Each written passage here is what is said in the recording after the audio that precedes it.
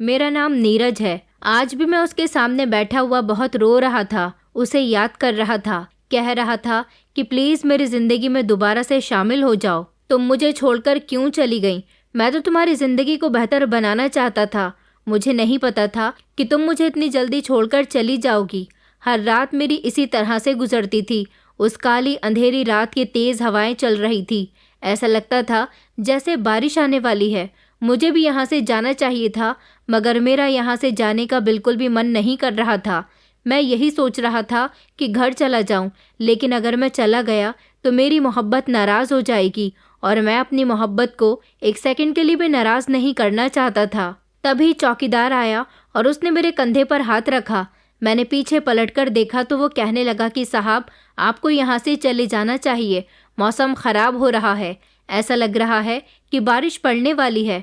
अभी तो रात के सिर्फ 3 बजे थे और मैं यहाँ से सूरज की पहली रोशनी पर जाता था। यही मेरी ज़िंदगी थी और यही मेरा सब कुछ था, मगर अब मैं मौसम की ख़राबी की वजह से यहाँ से जाने पर मजबूर हो गया था।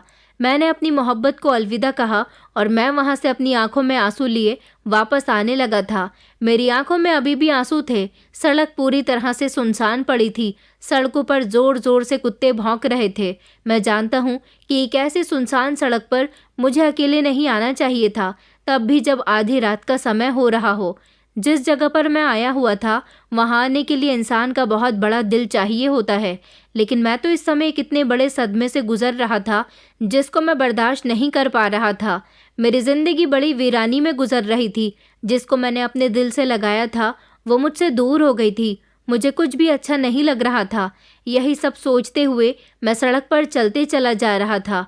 रात के इस अंधेरे में अचानक एक रोशनी चमकी, जो शायद सामने से आई हुई किसी गाड़ी की रोशनी थी। मैं कुछ समझ नहीं सका। रोशनी इतनी तेज थी कि मेरी आंखों पर पड़ने लगी। मैंने अपने हाथ को आंखों से लगाया, अपनी आंखों से उस चमक को दूर करने की कोशिश की, मगर उस तेज रफ्तार से आती हुई गाड़ी ने मुझे कुचल दिया। मैं धड़ाम से ज़मीन पर गिर पड़ा। मेरी बड़ी गहरी चोट आई थी। मुझे कुछ नज़र नहीं आ रहा था। अचानक मेरी आंखों के सामने अंधेरा छाने लगा और फिर मैं बेहोश हो गया। फिर मुझे कब होश आया ये तो मुझे पता ही नहीं चला, लेकिन जब मुझे होश आया तो मुझे बहुत तकलीफ़ हो रही थी। चारों तरफ नज़र दौड़ाकर देखा तो मैं एक बंद कमरे में मौजूद था। यहाँ पर मशीनें रखी हुई थी। मेरे सर पर पट्टी बंधी हुई थी। शायद गहरी चोट आई थी। हाथ में ड्रिप लगी हुई थी और शायद मैं अस्पताल के किसी कमरे में मौजूद था। मैं रो रहा था कि मुझे मौत क्यों नहीं आ गई। मेरा सब कुछ तो पहले ही बर्बाद हो चुका है। आखिर मुझे ज़िंदगी दोबारा से क्यों मिल गई? मैं अपनी बीती हुई ज़िंदगी में चला गया था, तब जब मुझे उससे प्यार हुआ था। रोते रोते मुझे सब कुछ याद आने लगा कि काश वो दिन दोबारा से वापस आ सकते। वो मेरा पिछला 1 साल, जब मेरी ज़िंदगी का सबसे हसीन साल हुआ करता था। मैं 1 साल पुरानी यादों में खो गया था, जब मेरी मुलाकात नैना से हुई थी। उस दिन मेरा इस बड़े से कॉलेज में पहला दिन था। मैं जानता था कि इस कॉलेज में मैंने बड़ी मुश्किल से एडमिशन पाया है। मुझे कुछ भी करके अपनी पढ़ाई पूरी करनी थी। मेरे परिवार में मेरी एक जवान बहन और मम्मी थी। पापा की मौत तो 7 साल पहले हो चुकी थी। पापा जब जिंदा थे तो सब कुछ बिल्कुल ठीक था, लेकिन पापा के मरने के बाद हम लोग परेशानी भरी ज़िंदगी गुजारने लगे थे।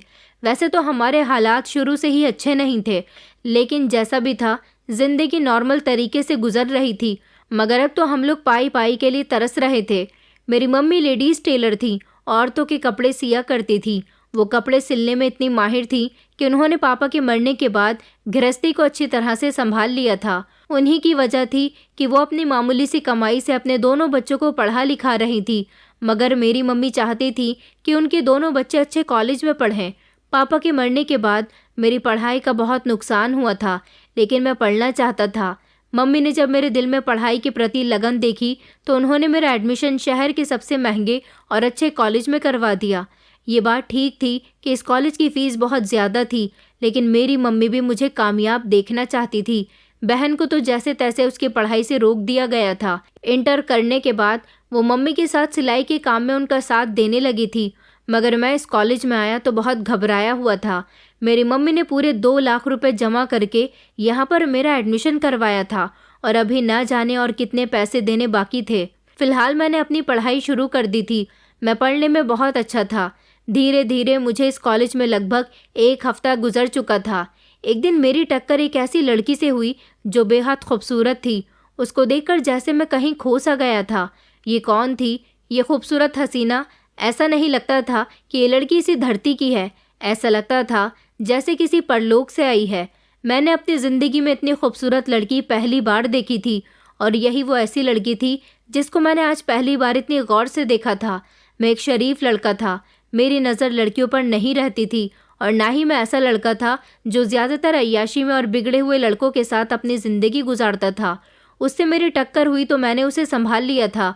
उसने मुझे कुछ भी नहीं कहा और वो खामोशी से आगे बढ़ गई थी, बल्कि मैंने उसे सॉरी बोल दिया था।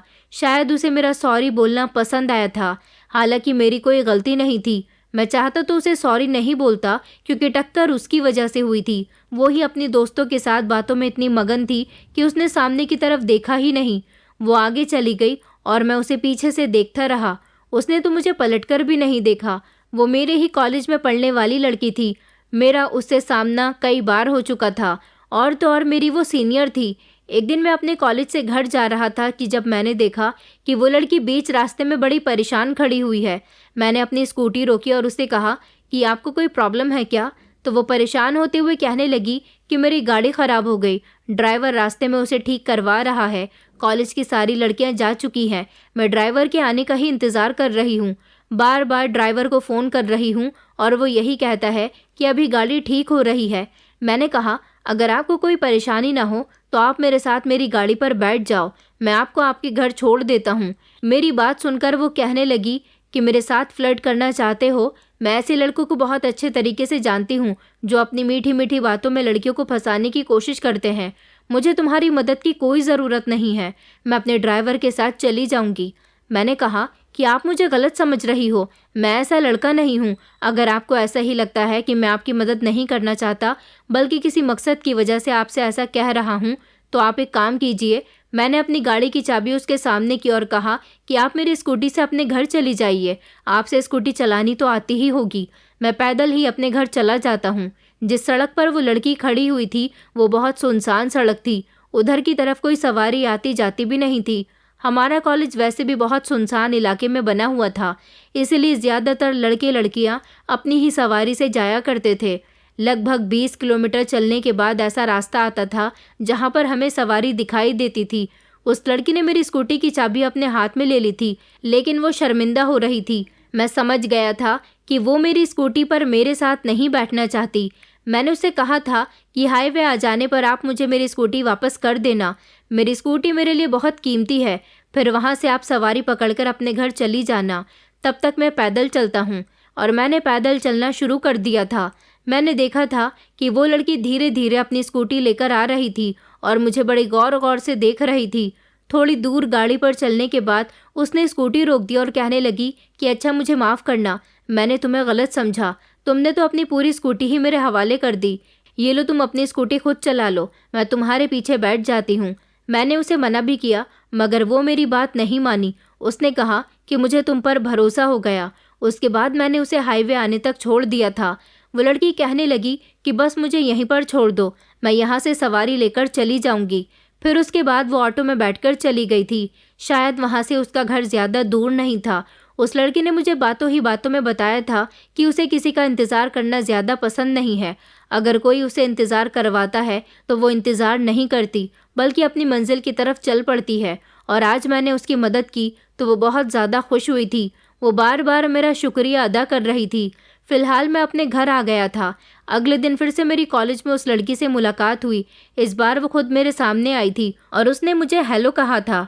उसने अपना नाम मुझे करुणा बताया था। उसने कहा कि उसके दोस्त उसे प्यार से किरण बुलाते हैं। उसने मुझसे दोस्ती का हाथ बढ़ाया और कहने लगी कि तुम्हारा बहुत बहुत शुक्रिया, तुमने कल मेरी मदद की और जो मेरी मदद करता है उसे मैं अपना दोस्त बना लेती हूँ। उसने कहा कि तुम भी मुझे प्यार से किरण ही बुलाना। मैं खुश हुआ था और मुझे उससे दोस्ती करना अच्छा लगा था। कॉलेज में हम दोनों जब भी मिलते तो वो मेरे साथ दोस्तों की तरह बिहेव करती थी। उससे मेरी अच्छी दोस्ती हो गई थी। इसी तरह लगभग 3 महीने गुजर गए थे। मन ही मन मैं भी करुणा को चाहने लगा था, लेकिन कहाँ वो और कहाँ मैं। वो एक अमीर बाप की बेटी थी, जबकि मैं गरीब इंसान जिसकी माँ सिलाई किया करती थी। तब मैं इतने बड़े कॉलेज में पढ़ रहा था। एक दिन किरण ने मुझसे मेरी फैमिली के बारे में पूछा तो मैंने उसे सब कुछ बता दिया था। किरण को बड़ी हैरानी हुई थी कि तुम इतने बड़े कॉलेज में पढ़ते हो, देखने के भी हैंडसम हो, तुम्हें देखकर लगता ही नहीं कि तुम गरीब हो, ऐसा लगता है जैसे तुम भी हम जैसे ही हो। मैंने उससे कहा कि किसी गरीब की शक्ल पर लिखा हुआ नहीं होता कि वो गरीब है, हालात उसे ऐसा बना देते हैं। किरण को मेरी बातें बहुत पसंद आई थी। उसने कहा था कि वैसे तो उसने ज़िंदगी में बहुत सारे दोस्त बनाए हैं, मगर मैं उसके लिए बहुत स्पेशल हूँ। एक दिन मैं बहुत परेशान बैठा हुआ था। कॉलेज के डीन ने मुझे फ़ीस के लिए कहा था। अभी मुझे यहाँ पर पढ़ते हुए 3 महीने ही तो गुजरे थे, चौथा महीना चल रहा था और अभी से ही मेरी फ़ीस चढ़ गई थी। शुरू के दिनों में तो मम्मी ने फ़ीस दे दी थी, मगर अब फ़ीस के पैसे नहीं बचे थे। करुणा मुझसे मेरी परेशानी की वजह पूछने लगी। मैं उसे क्या बताता कि मैं क्यों परेशान था। मैंने उसे कुछ नहीं बताया। मैं खामोश रहा और उसके पास से उठकर चला गया।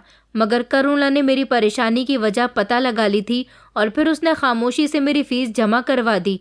जब अगले दिन मैंने अपनी स्कूटी बेचने का फ़ैसला किया और डीन से कहा कि मैं आपको कल पक्का फ़ीस लाकर दे दूँगा, सिर्फ मुझे 1 दिन की मोहलत और दे दीजिए। डीन ने मुझे बताया कि तुम्हारी फ़ीस तो जमा हो चुकी है। ये सब सुनकर मैं चौंक गया था। भला मेरी फ़ीस किसने जमा कर दी? उन्होंने मुझे बताया कि तुम्हारी फ़ीस कॉलेज की ही एक लड़की ने जमा कर दी है। मैंने जब उनसे उसका नाम पूछा तो उन्होंने मुझे बताया कि करुणा ने मेरी फ़ीस जमा की है। मुझे ये सब कुछ बिल्कुल भी अच्छा नहीं लगा था। मैं करुणा के पास आया और मैंने उसे गुस्से से कहा कि तुमने मेरी फ़ीस जमा क्यों की है? वैसे तो जैसे मुझे गुस्से में देखकर वो घबरा गई थी। कहने लगी कि तुम इतना गुस्सा क्यों कर रहे हो? एक दिन तुमने मेरी मदद की थी, मेरी खातिर तुम रास्ते पर पैदल चल रहे थे। अगर मैंने तुम्हारी मदद कर दी तो कोई बुरी बात नहीं, दोस्त ही तो दोस्त के काम आता है। न तुम अपनी फ़ीस की वजह से परेशान थे और मैं तुम्हें परेशानी में नहीं देख सकती थी। मैंने कहा करुणा, मगर मैं बहुत शर्मिंदा हूँ, मैं नहीं चाहता कि तुम इस तरह मेरी मदद करो। करुणा कहने लगी कि तुम परेशान नहीं हो, मैं जानती हूँ कि एक दिन तुम्हारी भी तकदीर बदलेगी, तुम इस बात का बुरा मत मनाओ। मैंने तो तुम्हारी मदद का बदला तुम्हें दिया है। एक तरफ तो मैं बेफिक्र भी हो गया था कि मेरी फ़ीस जमा हो गई है और दूसरी तरफ मैं बहुत शर्मिंदा भी हो रहा था। फिलहाल दिन इसी तरह से गुजरते गए। जब जब मैं परेशान हुआ, करुणा खामोशी से मेरी फ़ीस जमा करवा दिया करती थी। हालांकि मैं इस सबसे बहुत शर्मिंदा होता था।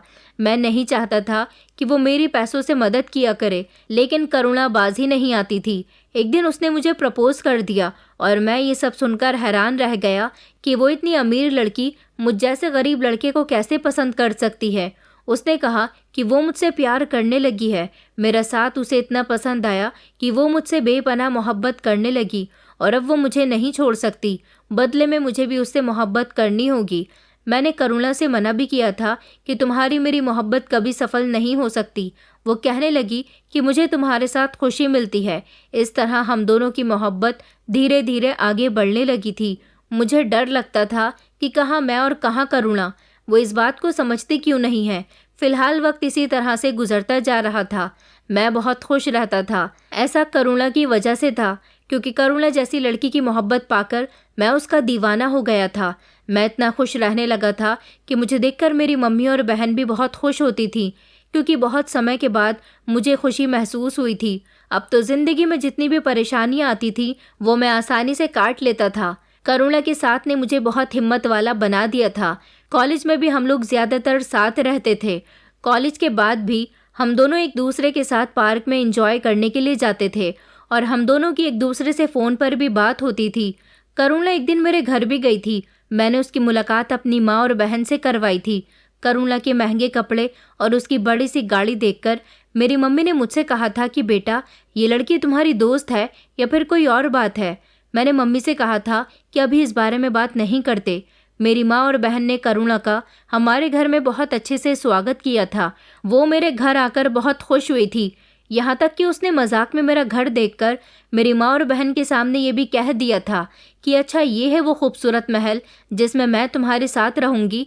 ये सुनकर मेरी माँ और बहन को पक्का यकीन हो गया था कि करुणा और मेरे बीच दोस्ती से भी बढ़कर कुछ है। थोड़ी देर वक्त गुजारकर वो मेरे घर से चली गई थी, मगर उसका कहना था कि उसे मेरे घर आकर बहुत अच्छा लगा। उसके जाने के बाद मम्मी ने मुझे यही समझाया था कि तुम ऐसी लड़की से मोहब्बत करते हो जिसकी शादी तुम्हारे साथ होना पॉसिबल नहीं है। ये लड़की बहुत अमीर है और हम लोग बहुत गरीब हैं। मैंने मम्मी से कहा था कि मैं जानता हूँ और ये बात मैं कई बार करुणा को भी बोल चुका हूँ, मगर वो मुझसे बहुत मोहब्बत करती है। उसका कहना है कि उसे दौलत से प्यार नहीं है, वो सिर्फ मुझसे प्यार करती है और एक दिन ऐसा भी आएगा कि मैं कामयाब हो जाऊँगा। मम्मी, मुझे अपने ऊपर पूरा भरोसा है। मेरी मम्मी को मेरी बात सुनकर तसल्ली हो गई थी। उन्हें करुणा बहुत पसंद आई थी। कुछ दिन गुजरे तो करुणा ने मुझे फ़ोन करके बताया कि उसके पापा ने हम दोनों को साथ देख लिया था। उन्होंने उससे पूछा था कि तुम्हारे साथ वाला लड़का कौन था। करुणा ने अपने पापा को सब कुछ बता दिया। करुणा कहने लगी कि मेरे पापा तुमसे मिलना चाहते हैं। मैंने उनको बोल दिया है कि मैं शादी करूंगी तो नीरज से ही करूंगी। मेरी खुशी नीरज के साथ ही है। वैसे भी मैं अपने मम्मी पापा की इकलौती बेटी हूँ, वो कभी भी मेरी बात को नहीं टालेंगे। मैंने करुणा से कहा कि ये तुमने क्या कर दिया करुणा, मुझे डर लग रहा है कहीं तुम्हारे पापा मुझसे मिलने के बाद हम दोनों की मोहब्बत से इनकार न कर दें। करुणा कहने लगी कि ऐसा कुछ नहीं होगा, मैं पापा को पहले ही मना चुकी हूँ, तभी तो वो तुमसे मिलने के लिए राजी हुए हैं। वो तुमसे मिलकर हम दोनों के रिश्ते की बात करना चाहते हैं, तुम्हारे घर आना चाहते हैं रिश्ता लेकर। मैं जानती हूँ कि तुम्हें इस बात का यकीन नहीं हो रहा होगा, मगर तुम्हें यकीन करना पड़ेगा। मेरे पापा बहुत बड़े बिजनेसमैन हैं, वो अमीर और गरीब में भेदभाव नहीं करते। मैंने देखा है, मेरे पापा गरीबों की बहुत मदद करते हैं। मेरे पापा को खुशी हुई कि मैंने एक ऐसे इंसान से मोहब्बत की है जो पढ़ा लिखा और ईमानदार इंसान है। क्या तुम मेरे पापा से मिलने के लिए तैयार हो? मैंने कहा कि अच्छा ठीक है, मैं तुम्हारे पापा से मिल लूँगा। करुणा ने जब मुझे ये बताया था तो मुझे टेंशन हो गई थी कि न जाने उसके पापा मुझसे मिलने के बाद कैसा रिएक्ट करेंगे, लेकिन उसने मुझे पूरी तसल्ली दिलाई थी कि उसके पापा हम दोनों के रिश्ते के लिए तैयार हैं। फिर मैं यही सोचकर अपने आप को तसल्ली दे दिया करता था कि करुणा ने जो कहा है वो ज़रूर सच होगा, मुझे इतना घबराना नहीं चाहिए। करुणा के पापा ने मुझे एक रेस्टोरेंट में मिलने के लिए बुलाया था। मैं उनसे मिलने गया तो जैसे ही मैंने उनके पैर छुए तो उन्होंने अपने पैर पीछे कर लिए थे। मुझे उनका ये बिहेवियर बिल्कुल भी अच्छा नहीं लगा था। फिर उन्होंने मुझे अपने सामने बैठने के लिए कहा। वो मुझसे पूछने लगे कि तुम क्या करते हो। मैंने उन्हें बताया कि अभी तो मैं इंजीनियरिंग की पढ़ाई कर रहा हूँ, लेकिन इंजीनियरिंग पूरी होते ही किसी जॉब पर लग जाऊँगा। उन्होंने कहा, क्या ये सच है कि तुम मेरी बेटी से मोहब्बत करते हो? मैंने कहा कि जी अंकल, मैं करुणा से बहुत प्यार करता हूँ और वो भी मुझसे बहुत प्यार करती है। मेरी बात सुनकर वो ज़ोर ज़ोर से हंसने लगे और कहने लगे कि बरखुरदार, तुमसे बहुत बड़ी गलती हो गई हमारी बेटी से दिल लगाकर। वो हमारी बेटी है, कोई खिलौना नहीं है जो कोई भी ऐरा गैरा उससे मोहब्बत करने लग जाए। उनकी बात सुनकर तो जैसे मेरा पूरा ध्यान उन पर ही चला गया था। उन्होंने कहा, हमारी बेटी लाखों करोड़ों की मालकिन है, गरीब इंसान से मोहब्बत कैसे कर सकती है? चलो मान लिया कि हमारी बेटी से गलती हो गई, मगर तुम तो समझदार थे ना, तुमने मेरी बेटी के करीब जाने की कोशिश भी कैसे की? मैं कभी अपनी बेटी की शादी तुम्हारे साथ नहीं होने दूंगा। बेहतर होगा कि तुम उससे दूर हो जाओ। मैंने कहा, ये आप कैसी बातें कर रहे हैं अंकल? आपने तो करुणा से कहा था कि आप हम दोनों की मोहब्बत के लिए तैयार हैं। आप मुझसे करुणा के और मेरे रिश्ते की बात करना चाहते हैं, तो फिर आप ये किस तरह की बातें कर रहे हैं? वो कहने लगे कि करुणा मेरी इकलौती बेटी है, मैं उससे बहुत प्यार करता हूँ, मुझे उसकी पूरी ज़िंदगी की फ़िक्र है। हम हाई क्लास लोग हैं तो अपनी बेटी का रिश्ता भी हाई क्लास लोगों में ही करेंगे ना कि तुम जैसे गरीब लड़के के साथ जो कोई नौकरी भी नहीं करता। मैंने उन्हें भरोसा दिलाया कि आप सिर्फ मुझे 1 साल का समय दो, मैं आपको कामयाब होकर दिखाऊंगा। मगर वो मेरी इस बात पर ज़ोर ज़ोर से हंसने लगे और कहने लगे कि तुम गरीब हो और हमेशा गरीब ही रहोगे। हमें अपनी बेटी के लिए ख़ानदानी अमीर घर के लड़के का रिश्ता चाहिए। अब तुम यहाँ से जा सकते हो और मेरी बेटी के सपने देखना छोड़ दो। तुम जैसे लड़के इसी तरह अमीर लड़कियों को पटाकर उनकी जायदाद पर ऐश करने के अच्छे तरीके जानते हो। मैं तुम जैसे लड़कों को बहुत अच्छे तरीके से जानता हूँ।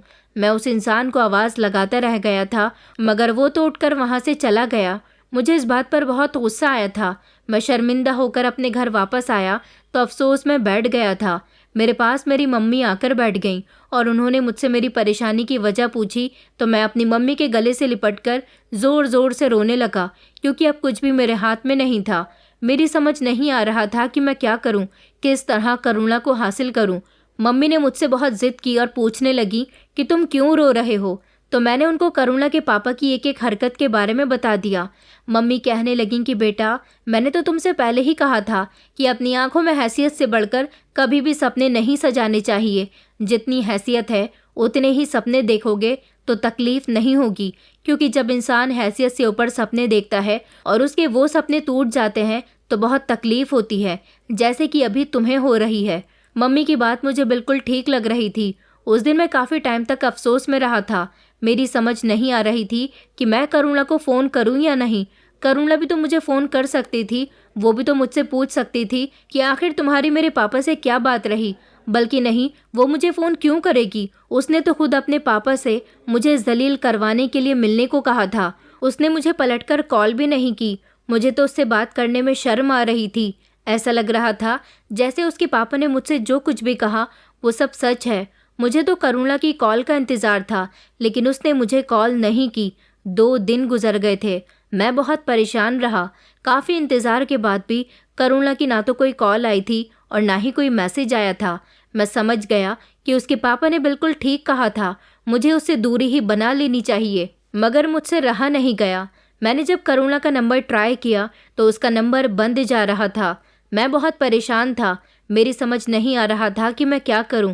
इसी परेशानी भरी हालत में जब मैं अपने कमरे से बाहर निकलकर हॉल में आया तो मेरी बहन टीवी देख रही थी। जब मेरी बहन ने मुझे टीवी की तरफ ध्यान देने के लिए कहा, जैसे ही मेरी नज़र टीवी पर गई तो मेरी आंखें फटी की फटी रह गई थी। टीवी के स्क्रीन पर करुणा का फोटो आ रहा था और तो और बड़ी बड़ी हेडलाइंस में लिखा हुआ था कि शहर के टॉप बिजनेसमैन बृजराज कपूर की बेटी करुणा कपूर की कल रात एक कार एक्सीडेंट में बड़ी भयानक मौत हो गई।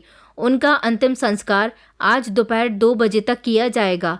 टीवी में दिखाया जा रहा था कि करुणा के पापा और मम्मी की रो रो कर बुरी हालत हो रही थी।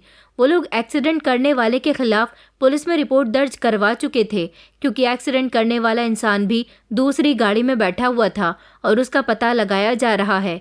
ये खबर सुनकर तो जैसे मेरे पैरों तले से ज़मीन निकल गई थी। मैं तो धड़ाम से ज़मीन पर गिर पड़ा था। मेरी बहन और मम्मी ने मुझे संभाला था। मेरा रो रो कर बुरा हाल हो गया था कि ये क्या हो गया, ऐसा कैसे हो सकता है, करुणा मुझे छोड़कर कैसे जा सकती है। मेरी समझ नहीं आ रहा था। ऐसा लग रहा था जैसे ये सब कुछ मेरे लिए एक सपना है, मगर मुझसे ये सब बर्दाश्त नहीं हो रहा था। मैं फ़ौरन ही अपने घर से निकला और शमशान घाट पहुंच गया था, क्योंकि अभी 2 नहीं बजे थे। मैं वहां पहुंचा तो वहां पर पुलिस और करुणा के माता पिता मौजूद थे। बाकी और भी बहुत सारे लोग थे। सबकी आंखें नम थीं। करुणा के पापा ने जब मुझे देखा तो वो धीमे धीमे कदमों से चलते हुए मेरे पास आए और कहने लगे कि बेटा देखो, मेरी बेटी इतनी जल्दी इस दुनिया को छोड़कर चली गई। मुझे नहीं पता था कि उसकी ज़िंदगी इतनी कम है। मैं बहुत शर्मिंदा हूँ।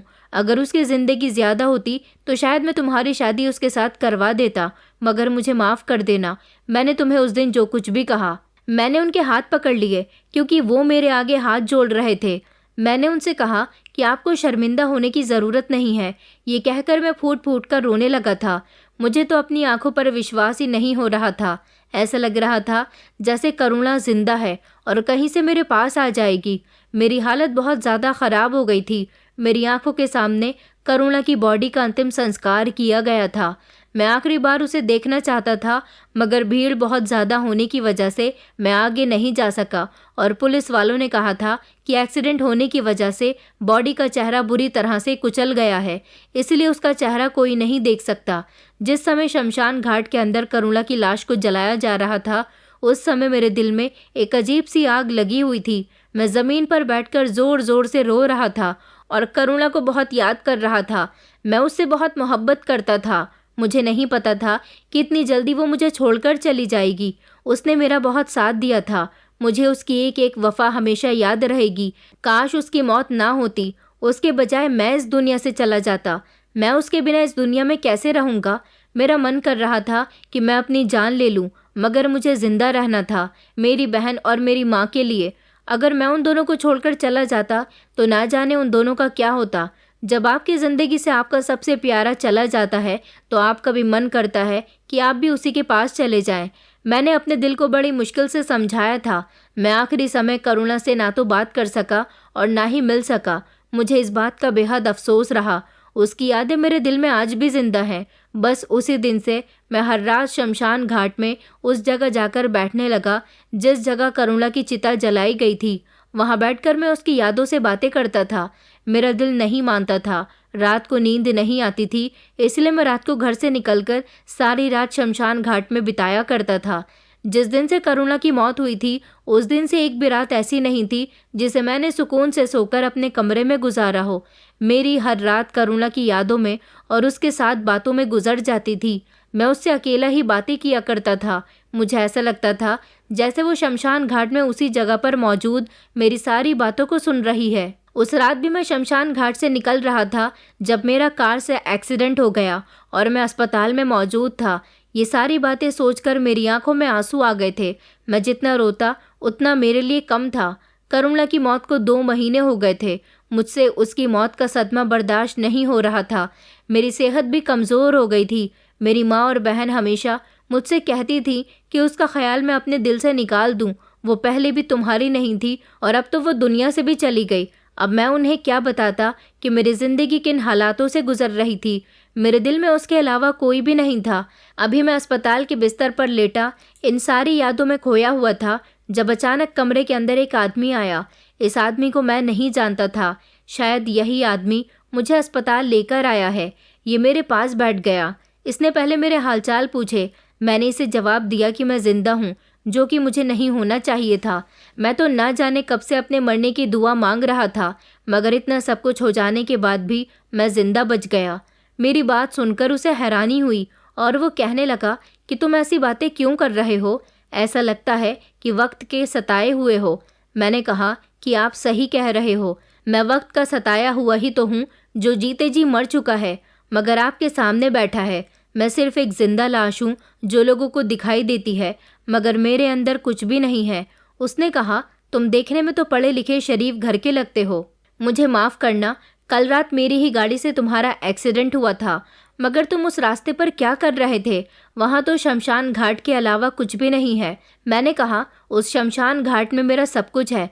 मेरी बात सुनकर वो कहने लगा कि क्या मतलब? फिर मैंने उन्हें अपनी पूरी कहानी बताई कि करुणा मेरी ज़िंदगी में मेरे लिए क्या अहमियत रखती थी और आज भी मैं उससे बहुत प्यार करता हूँ। तभी तो उसकी याद आने पर हर रात शमशान घाट में गुजारता हूँ। मेरी बात सुनकर उन्हें बड़ी हैरानी हुई थी। उन्होंने कहा कि तुम जैसा इंसान मैंने आज तक कहीं नहीं देखा, जो किसी लड़की के लिए इतना दीवाना है कि उसके मरने पर भी उसको नहीं भुला पा रहा। उन्होंने मुझसे पूछा, तुम क्या काम करते हो? मैंने कहा, फ़िलहाल तो कोई काम नहीं करता। काफ़ी समय से नौकरी तलाश कर रहा हूँ, मगर मेरी किस्मत ही ख़राब है। नौकरी भी कहीं नहीं मिलती। उन्होंने कहा, अगर मैं तुम्हें कहीं काम दूँ तो क्या तुम काम करोगे? मैंने कहा कि हाँ, कर लूँगा। वो कहने लगे कि मैं विद्या इंडस्ट्रीज़ का मालिक हूँ। मेरा बिजनेस दूर दूर तक फैला हुआ है, मगर मैं तुम्हें अपनी कंपनी में नौकरी नहीं दूंगा, बल्कि तुम्हें मेरा एक काम करना होगा। मैंने कहा कि कंपनी में नौकरी नहीं दोगे तो फिर काम कहाँ करवाओगे? तो वो कहने लगे कि दरअसल मुझे तुम जैसे ही खुददार, ईमानदार और समझदार इंसान की तलाश है। तुम ही तो हो जो मेरा काम कर सकते हो। फिर उन्होंने मुझे अपनी बेटी के बारे में बताया।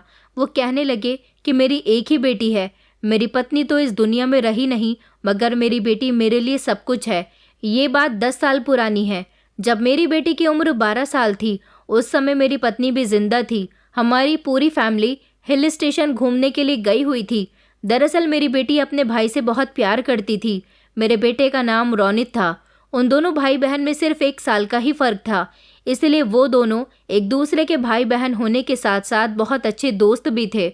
जब हम लोग घूमने के लिए गए तो हम पहाड़ी वाली जगह पर खड़े होकर फ़ोटोज़ क्लिक कर रहे थे। उधर हमारे दोनों बच्चे भाग भाग कर खेल रहे थे। मेरी बेटी अपने भाई के साथ मौजूद थी। उसी समय मेरे बेटे का अचानक पहाड़ी के किनारे से पैर फिसल गया और वो लुढ़कता हुआ पहाड़ी से नीचे गिर गया। ये सब मेरी बेटी ने अपनी आंखों से देखा था। उस समय वो ज़ोर से अपने भाई को आवाज़ देने के लिए चली आई और बहुत रोई थी। मेरा बेटा हम लोगों को नहीं मिल सका। इतनी ऊंचाई से गिरने के बाद उसकी तो लाश के ना जाने कितने टुकड़े हो गए होंगे। ये सदमा मेरी बेटी के दिल पर लग गया था। बस उसी दिन के बाद से वो खामोश होकर रह गई। कभी कभी उसे दौरे पड़ जाते हैं, मगर उसके चेहरे पर कभी मुस्कुराहट नहीं आती। वो एक जिंदा लाश की तरह बैठी रहती है। उसने अपने सबसे प्यारे भाई की मौत के गम को दिल से लगा लिया है, जिसको वो अपने दिल से आज तक नहीं निकाल पाई। उसके 2 साल बाद ही मेरी पत्नी की एक बीमारी की वजह से मौत हो गई, तो मेरी बेटी और ज़्यादा अकेली रह गई। मैं अपने काम पर ध्यान दिया करता था, बेटी पर ज़्यादा ध्यान नहीं दे सका। मेरी बेटी ने बड़ी मुश्किल से वो समय गुजारा है। कम उम्र में अपने भाई की मौत अपनी आंखों के सामने देखकर उसके दिल में एक डर सा बैठ गया। वो हमेशा डरी सहमी रहती है। कभी कभी उसकी तबीयत इतनी बिगड़ जाती है कि वो पागलों की तरह हरकतें करने लगती है, मगर बोलती कुछ भी नहीं है।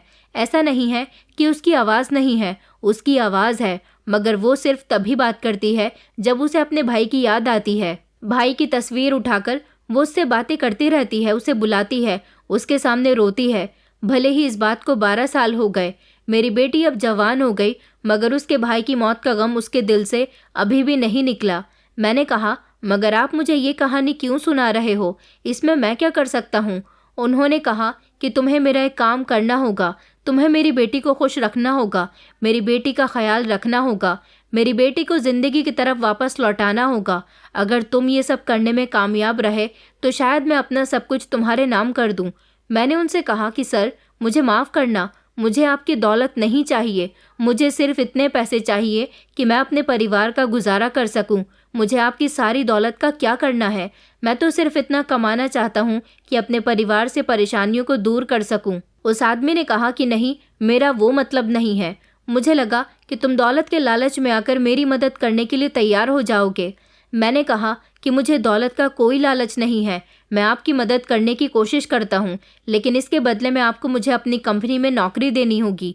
वो मेरी बात सुनकर मुस्कुराए और कहने लगे कि हाँ हाँ, मैं तुम्हें अपनी कंपनी में भी नौकरी ज़रूर दूंगा, बल्कि अच्छी पोस्ट पर नौकरी दूंगा, जहाँ तुम्हारी सैलरी भी तुम्हारी उम्मीद से कहीं ज़्यादा होगी। उन्होंने मुझे अपना नाम विवेक प्रताप बताया था। उन्होंने कहा था कि तुम जल्दी ही ठीक हो जाओगे, उसके बाद तुम्हें मेरी बेटी को ठीक करना है। उन्होंने अस्पताल का सारा खर्चा खुद उठाया था। 4-5 दिन अस्पताल में रहा और उसके बाद जब मैं डिस्चार्ज हुआ तो घर चला गया था। मेरी मम्मी को भी खबर मिल चुकी थी कि मेरा एक्सीडेंट हुआ है। मेरी मम्मी और बहन बहुत ज़्यादा परेशान थी। मैंने उनको तसल्ली दी कि मेरी नौकरी लग गई है, तो वो लोग बहुत खुश हुई थी। अब मेरी मम्मी ने कहा था कि तुम्हें मन लगाकर नौकरी करनी है, करुणा के बारे में ज़्यादा नहीं सोचना, वो जा चुकी है, इसीलिए उसकी यादों को अपने दिलो दिमाग से निकाल दो। अब उन्हें कौन बताता कि इतनी आसानी से मैं उसे नहीं भूल सकता था। मैं हर रोज़ अपने फ़ोन में उसकी तस्वीर देखता था, उसका नंबर ट्राई करता था, मगर उसका नंबर तो बंद जा रहा था। कई दिन इसी तरह से गुजर गए और फिर जब मैं रिकवर हो गया तो मैं विवेक प्रताप जी के घर चला गया था। वहाँ पहुँचा तो उन्होंने मेरी मुलाकात अपनी बेटी से करवाई, जो कि बहुत खूबसूरत थी। उसका नाम विद्या था। उन्होंने कहा कि मेरी बेटी बहुत मासूम है, इसने अपने भाई की मौत के बाद से ही बाहर की दुनिया नहीं देखी। तुम इसे अपने तरीके से हैंडल करो, इसे खुश रखने की कोशिश करो। मैंने उनसे कहा था कि मुझसे जितना हो सकेगा मैं आपकी बेटी को ठीक करने की कोशिश करूँगा। दिन के समय तो मैं जॉब किया करता था, लेकिन दोपहर के 3 बजे तक विवेक साहब मुझे अपने घर भेज दिया करते थे, ताकि मैं यहाँ आकर उनकी बेटी के साथ वक्त गुजार सकूँ। पहली बार मेरी उससे मुलाकात हुई थी तो वो बिल्कुल शांत बैठी हुई थी। मैं उससे बातें करने की कोशिश कर रहा था, मगर वो तो मुझे नज़र उठाकर देख भी नहीं रही थी। उस बेचारी का सारा बचपन इसी सब में गुजर गया था और अब उसका पिता चाहता था कि वो अपनी जवानी को एंजॉय करे, इस सदमे से अब बाहर निकल आए। और उसका डॉक्टर से ट्रीटमेंट चल रहा था उसकी दिमागी हालत का। वैसे तो नौकर उसका ख्याल रखते थे, लेकिन नौकर भी उसे पूरा टाइम नहीं दे पाते थे, जिसकी वजह से उसकी हालत ऐसी हो गई। अब मैंने उसका ख्याल रखना शुरू कर दिया था। मैं उसे पूरा टाइम देता था, उसको खाना खिलाया करता था, उसको टाइम पर दवाई दिया करता था, उसकी छोटी छोटी ज़रूरतें पूरी किया करता था। हर वो कोशिश करता था जिससे वो बोल सके, मुझसे बात कर सके, मगर कई दिन तक कोशिश करने पर वो मुझसे बात नहीं करती थी। फिर मैंने कुछ ऐसी हरकतें करनी शुरू कर दी जिससे एक दिन वो ज़ोर से हंस पड़ी। मैं उसे हंसाने की कोशिश कर रहा था, मगर वो सिर्फ मेरी तरफ देखती, उसके चेहरे पर मुस्कान तक नहीं आती थी। एक दिन मैं उसे डांस करके दिखा रहा था, वो बिल्कुल नहीं हंसी, मगर जब मैं थक गया और अचानक मेरा पैर स्लिप हो गया तो मैं ज़मीन पर गिर पड़ा और वो मेरे गिरने से ज़ोर ज़ोर से हंस पड़ी थी। इतनी खिलखिलाकर हंसी थी कि पूरे घर में उसकी हंसी गूंज उठी और फिर उस दिन के बाद से ही धीमे धीमे उसने मेरी सारी बातों को समझना शुरू कर दिया।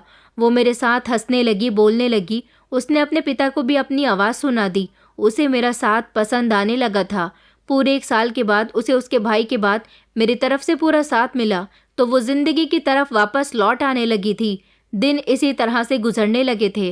विवेक साहब अपनी बेटी की तरफ से अब खुश थे, क्योंकि इतने सालों के बाद उन्होंने अपनी बेटी को मुस्कुराते हुए देखा था। उनकी बेटी अब मेरी आदी हो गई थी, इतनी ज़्यादा आदी हो गई कि मेरे बिना उसका दिल ही नहीं लगता था। इस सब में लगभग 4 महीने गुजर गए थे। मैंने जब देखा कि विद्या ठीक हो गई, तो मैंने विवेक साहब से कहा कि मैंने आपकी बेटी को ठीक कर दिया।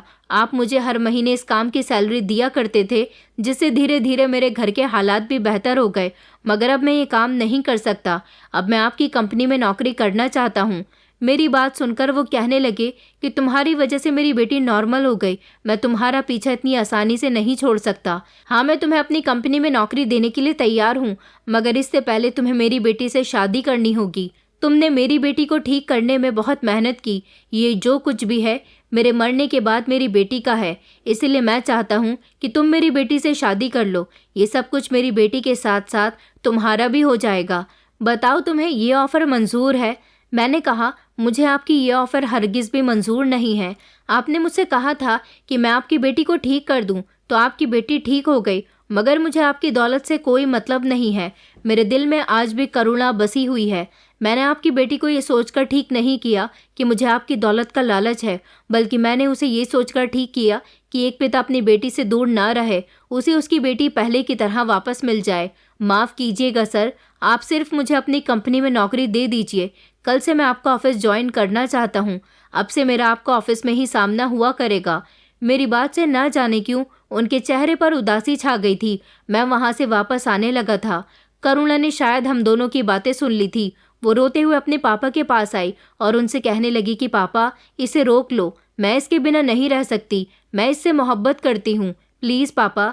तभी विवेक साहब ने मुझे बुलवाया और कहने लगे कि मेरी बेटी तुमसे मोहब्बत करने लगी है, वो दोबारा बिखर जाएगी। मेरी बेटी की ज़िंदगी तुम्हारे हाथ में है। तुम उससे मोहब्बत नहीं कर सकते, मगर उससे मोहब्बत करने का दिखावा तो कर सकते हो ना। मैंने उनकी बात सुनकर कहा कि आपको अपनी बेटी से इनकार कर देना चाहिए था कि चाहे जो हो जाए, मैं उससे मोहब्बत नहीं कर सकता। मैं आज भी करुणा से मोहब्बत करता हूँ, और आप ये बात अच्छी तरह से जानते हैं कि मैं अभी भी शमशान घाट हर रात जाकर करुणा से बातें करता हूँ। तो वो कहने लगे कि हाँ, मैं अच्छी तरह से जानता हूँ, लेकिन मेरी बेटी का क्या कसूर है? मैंने कहा कि मैं आपकी बेटी के साथ दिखावा करने के लिए भी तैयार हूँ। अब मैं विद्या के साथ रहने लगा, क्योंकि विद्या को मैं घर से बाहर लेकर जाता था। उसको मैंने बाहर की दुनिया दिखाई थी, और अब भी वो ऐसा ही चाहती थी।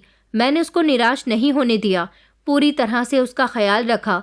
मुझसे जितना होता मैं उसके लिए किया करता था। वो मेरे साथ हर जगह घूमने जाती थी। एक दिन विद्या और मैं एक मॉल में शॉपिंग करने के लिए गए हुए थे। जब विद्या अपनी मर्जी के कपड़े ले रही थी और मुझे दिखा रही थी, अभी विद्या चेंजिंग रूम में ड्रेस पहनने के लिए गई हुई थी, जब अचानक मेरी नज़र एक ऐसे इंसान पर पड़ी जिसे देखकर मेरे होश उड़ गए थे।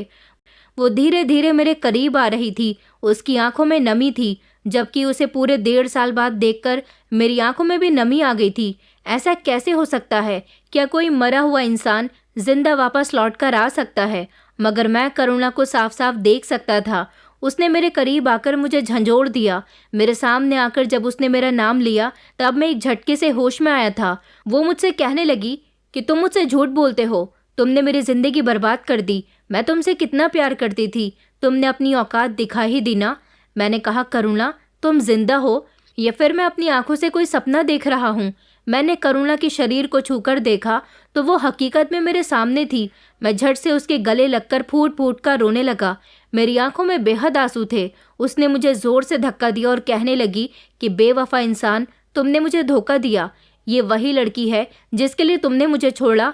मैंने कहा, तुम ये कैसी बातें कर रही हो? कौन लड़की, कैसी लड़की? और तुम जिंदा हो तो फिर वो कौन थी जिसको मैंने अपनी आंखों के सामने जलते हुए देखा? मेरी बात सुनकर करुणा चौंक गई। उसने कहा, तुम ये मुझ पर कैसा इल्ज़ाम लगा रहे हो? मैं जिंदा हूँ और सही सलामत हूँ। मैंने कहा कि नहीं, मैंने तुम्हारी चिता अपनी आंखों से जलती हुई देखी थी, बल्कि न्यूज़ में दिखाया गया था कि तुम्हारी मौत हो गई। करुणा कहने लगी कि नीरज, तुम और कितना झूठ बोलोगे? उसने मुझसे कहा कि तुम धोखेबाज हो, तुमने मुझे धोखा दिया, मगर मैं उसके मुंह से ऐसे शब्द नहीं सुन सकता था। मैंने उसे कोई धोखा नहीं दिया। मैंने कहा कि तुम ये कैसी बातें कर रही हो, तुम मुझे बताओ, आखिर तुम पिछले 1 साल से कहाँ थी? तो वो कहने लगी कि तुम कैसी पागलपन वाली बातें कर रहे हो, मैं तो कहीं भी नहीं गई थी। मैंने कहा, मैं सच कह रहा हूँ, अगर तुम जिंदा थी तो तुम कहाँ थी? वो सब क्या था जो मैंने अपनी आंखों से देखा था? तुम्हारा तो कार से इतना खतरनाक एक्सीडेंट हुआ था कि तुम्हारी मौके पर ही मौत हो गई थी, और मैं हर रात शमशान घाट में जाकर तुम्हारी यादों के सहारे पूरी रात गुजार देता हूँ, वहाँ अकेले ही बातें करता हूँ। मेरी बात सुनकर वो कहने लगी कि झूठ बोलना तो कोई तुमसे सीखे। मेरे पापा जब तुमसे मिलने के लिए गए थे तो तुमने उनसे कहा था कि तुम मुझ जैसी अमीरजादी लड़की के पैसों पर सिर्फ ऐश करना चाहते थे, शादी करने का तुम्हारा कोई इरादा नहीं था। तुमने मेरे पापा की इंसल्ट कर दी थी और अब तुम मुझे अपनी झूठी कहानी सुना रहे हो। मैंने उसे चौंक कर देखा और कहा कि झूठी कहानी तो तुम सुना रही हो, मैंने तुमसे कोई झूठ नहीं बोला, और जितनी भी बात तुम मुझे बता रही हो वो सब झूठ है। मैंने तुम्हारे पापा से ऐसा कुछ भी नहीं कहा, बल्कि मैंने तो उनसे कहा था कि मैं तुमसे शादी करना चाहता हूँ। उन्होंने मुझसे कहा कि वो तुम्हारी शादी मुझ जैसे गरीब इंसान के साथ नहीं करवा सकते। वो कहने लगी कि नहीं नहीं, मेरे पापा मुझसे झूठ नहीं बोल सकते। उन्होंने कहा है कि तुम मेरे साथ सिर्फ टाइम पास कर रहे थे। अगर ऐसी ही बात थी तो तुमने मुझे पलटकर कभी कॉल नहीं की। तुम्हारी बेवफाई मुझसे बर्दाश्त नहीं हुई और फिर मैं ये शहर छोड़कर ही अगले दिन चली गई थी। मैंने कहा, तुम भी तो मुझे फ़ोन कर सकती थी ना। तुम्हारे पापा ने कहा था कि मैं तुम्हें भूल जाऊं, इसी में मेरी बेहतरी होगी। अगर मैंने ऐसा नहीं किया तो अच्छा नहीं होगा। मुझे इंतज़ार था कि तुम ही मुझे फ़ोन करोगी, मगर तुमने कभी पलटकर मुझे फ़ोन नहीं किया। भला मैं तुम्हें फ़ोन कैसे कर सकता था? मैं मजबूर था। तुम्हारे पापा मुझे हम दोनों के रिश्ते के लिए साफ इनकार करके जा चुके थे। उन्होंने मेरी एक न सुनी। मैंने उन्हें समझाने की बहुत कोशिश की कि एक दिन मैं कामयाब हो जाऊंगा। करुणा ने अजीब सा मुंह बनाया और कहने लगी कि मुझे तुम्हारी बातों पर विश्वास नहीं होता। मैंने कहा कि अच्छा, अगर तुम्हें मेरी बातों पर विश्वास नहीं होता तो मैं तुम्हें अभी यकीन दिला देता हूँ। करुणा कहने लगी कि यकीन दिलाने की कोई ज़रूरत नहीं है। जिसका तुम इंतज़ार कर रहे हो वो तुम्हारे पीछे ही खड़ी हुई है। मैंने जैसे ही पलटकर देखा तो मेरे पीछे विद्या खड़ी हुई थी। उसकी आंखों में आंसू थे। उसी समय वो वहां से चली गई। मैंने उसे बहुत आवाज़ लगाई, मगर वो अपने ड्राइवर के साथ घर जा चुकी थी। शायद वो हम दोनों की सारी बातें सुन चुकी थी, मगर करुणा बार बार मुझसे कह रही थी कि ये लड़की कौन है। मैंने उसे इस बात का तो कोई जवाब नहीं दिया, लेकिन मैं उसका हाथ पकड़कर उसे अपने साथ शमशान घाट लेकर चला गया, जहाँ पर शमशान घाट का गार्ड बैठा हुआ था। आज जब मैं करुणा को वहाँ लेकर दिन में पहुँचा तो उसने हैरानी जताते हुए कहा कि साहब, आप तो हर रात को यहाँ पर आते हो, आज दिन में कैसे आ गए? मैंने करुणा को बताया कि मैं हमेशा यहाँ तुम्हारी याद में आता हूँ। जिस जगह तुम्हारी चिता जली थी वहाँ बैठकर रोता हूँ, तुम्हारी यादों से बातें करता हूँ। अब तो तुम्हें यकीन आ गया होगा ना कि मैं सच कह रहा हूँ। गार्ड की बातें सुनकर तो करुणा को यकीन आ गया था। करुणा ने कहा कि उसके पापा ने उसे ये कहा था कि मैं सिर्फ करुणा के साथ टाइम पास कर रहा था, मैं उस जैसी लड़की से शादी नहीं करना चाहता। एक बार करुणा को मुझसे इस बारे में पूछ तो लेना चाहिए था। करुणा को इस बात पर बहुत गुस्सा आया था, क्योंकि करुणा को ऐसा लगा था जैसे मैंने उसके साथ बेवफाई कर दी है। उसके पापा ने मेरे खिलाफ उसको बहुत भड़काया और फिर अगले ही दिन उसे उसके मामा जी के घर भेज दिया, जहाँ से वो पूरे 1 साल बाद यहाँ वापस आई। यहाँ तक कि इस दौरान उसने अपने नंबर भी चेंज कर दिए, अपनी ईमेल आईडी और अपनी हर पहचान बदल दी। उसके पापा ने धोखाधड़ी की थी। कार का एक्सीडेंट होने वाली खबर और करुणा की मौत वाली खबर, यहाँ तक कि करुणा की चिता जलाने वाली खबर भी झूठी थी। ये सब एक नाटक के तौर पर अंजाम दिया गया था। करुणा वहाँ से अपने पापा के पास चली गई और साथ साथ मुझे भी ले गई थी। उसके पापा उसका रिश्ता तय कर चुके थे। उसकी शादी होने में अब कुछ ही दिन रह गए थे। यहाँ पर वो अपने मंगेतर के साथ शॉपिंग कर रही थी और इधर मैं विद्या के साथ शॉपिंग कर रहा था। उसका मंगेतर उसे कोई अर्जेंट काम आ जाने की वजह से मॉल में ही छोड़कर चला गया था, जबकि मैं विद्या के साथ मौजूद था और उसने मुझे वहाँ देख लिया था। तब उसे यही लगा कि मैंने उसे विद्या की खातिर ही छोड़ा है। जब करुणा ने अपने पापा का सामना किया और उनको सारी हकीकत बताई तो वो बहुत शर्मिंदा हो रहे थे। अभी भी उन्होंने मुझ पर इल्ज़ाम लगाने की पूरी कोशिश की थी, मगर वो सारी सच्चाई जान चुकी थी। उसे यकीन आ गया था कि मैं झूठ नहीं बोल रहा हूँ और वो समझ गई थी कि असल दोषी कौन है, किसने हम दोनों के बीच गलत फहमियाँ फैलाई। उसने अपने पापा से कहा कि पापा, आपने अपनी बेटी की खुशियाँ उससे छीन ली। आप कितना बड़ा गुनाह करने जा रहे थे। आपने अपनी ही बेटी को जीते जी मार दिया। पूरे शहर में ये न्यूज़ चला दी कि आपकी बेटी की कार एक्सीडेंट में मौत हो गई। यहाँ तक कि अपनी बेटी की जगह किसी और की चिता को जलाकर ये साबित कर दिया कि आपकी बेटी की चिता जलाई गई है। फिर तो आपकी बेटी आपके लिए सच में मर गई। उसके पापा कहने लगे कि नहीं नहीं बेटा, ऐसा मत कहो। दरअसल मैं तुम्हारी शादी इस इंसान के साथ नहीं करवाना चाहता था। मैं चाहता था कि तुम्हारी शादी किसी ऐसे इंसान के साथ हो जो अमीर हो और जो हमारे स्टैंडर्ड का हो। करुणा कहने लगी, मगर मेरी खुशी तो नीरज के साथ थी। मैं नीरज के साथ किसी भी हाल में रहने के लिए तैयार थी, मगर आपने अपनी बेटी की खुशियों को दबा दिया। आपने अपनी बेटी की खुशियों के बारे में सोचने के बजाय अपने स्टैंडर्ड के बारे में सोचा। मैं आपको कभी माफ़ नहीं करूँगी। आपने मेरा दिल तोड़ा है, यहाँ तक कि मुझे मेरी मोहब्बत से अलग किया। यही वजह थी ना कि आप मुझे मामा जी के घर से कभी यहाँ आने ही नहीं देते थे। ये तो अच्छा हुआ कि मेरे सामने मेरी शादी होने से पहले ही सारी सच्चाई खुलकर आ गई। अगर मेरी शादी हो जाती और बाद में मुझे ये सब कुछ पता चलता तो मुझे बेहद अफसोस होता। अब मैं आपका घर छोड़कर जा रही हूँ, मुझे आपके साथ नहीं रहना। उसके पापा उसे रोकते रह गए थे और बुरी तरह से रो रहे थे। उसकी मम्मी भी उसे समझाने की बहुत कोशिश कर रही थी, मगर वो किसी की बात सुनने के लिए तैयार नहीं थी। अपने किए की माफ़ी करुणा मुझसे मांग चुकी थी। मैं करुणा का हाथ पकड़कर उसे अपने घर लेकर आ रहा था जब उसके पापा ने हम दोनों को रोक लिया। वो अपने किए की माफ़ी गिड़गिड़ाकर मांग रहे थे। उन्होंने कहा था कि मैं तुम दोनों की शादी करवाने के लिए तैयार हूँ। उधर विवेक साहब मेरा इंतज़ार कर रहे थे, क्योंकि विद्या ने मेरी और करुणा की सारी बातें सुन ली थी जो कि वो अपने पिता को बता चुकी थी। करुणा के घर का मैटर तो सॉल्व हो गया था। उसके मम्मी पापा को अपनी गलती का एहसास हो चुका था, क्योंकि उन दोनों ने ही मिलकर ये सब कुछ जो किया था। उधर मैंने विवेक साहब से बात की। उनका कहना था कि तुमने मेरी बेटी को धोखा दिया, वो तुम्हारे लिए अपने दिल में फीलिंग्स जगाने लगी थी। मैंने उनसे कहा, मगर मैं आपकी बेटी से मोहब्बत नहीं करता था। मैंने आपसे पहले ही बोल दिया था कि मुझे ना तो आपकी दौलत का लालच है और ना ही आपकी बेटी का। मैं अपनी करुणा से मोहब्बत करता हूँ और मेरी करुणा वापस लौट आई है। ये बात सुनकर वो शर्मिंदा हुए थे। उन्हें भी यकीन नहीं था कि मेरे साथ इतना बड़ा धोखा हुआ है। अब वो अपनी बेटी की शादी मेरे साथ नहीं करवा सकते थे। उन्होंने यही सोचा था कि वो अपनी सारी जायदाद मेरे नाम कर देंगे और अपनी बेटी की शादी मेरे साथ करवा देंगे, मगर अब ऐसा नहीं हो सकता था। मेरी और करुणा की शादी उसके पापा ने खुशी खुशी करवा दी थी, क्योंकि वो अपनी बेटी का पहले ही काफ़ी दिल दुखा चुके थे, अब और नहीं दुखा सकते थे। हम दोनों की शादी ज़्यादा धूमधाम से तो नहीं हुई, मगर करुणा के पापा ने किसी तरह की कोई कमी भी नहीं छोड़ी थी। हम दोनों खुशहाल जिंदगी गुजार रहे थे। कुछ दिनों के बाद पता चला कि विद्या और करुणा के मंगेतर की आपस में शादी हो गई, क्योंकि मेरी और करुणा की शादी में विद्या और करुणा का मंगेतर उमेश आए थे, तो उनके पेरेंट्स ने आपस में अपने बच्चों के लिए उन दोनों को पसंद कर लिया और इस तरह उन दोनों की भी शादी हो गई। अपने बच्चों के साथ धोखा करना, एक दूसरे के दिलों में गलतफहमी पैदा करना, ये सारी ही बातें आने वाले समय में बहुत दिल दुखा देती हैं और उसकी सज़ा हमें दुनिया में ही मिलकर रहती है। करुणा के पापा ने भले ही उसकी शादी मेरे साथ करवा दी, मगर करुणा ने आज तक उन्हें माफ़ नहीं किया। उसके दिल में अभी तक उनके लिए वो जगह नहीं बन पाई जो कि पहले थी। दोस्तों, उम्मीद करती हूँ आपको हमारी कहानी पसंद आई होगी।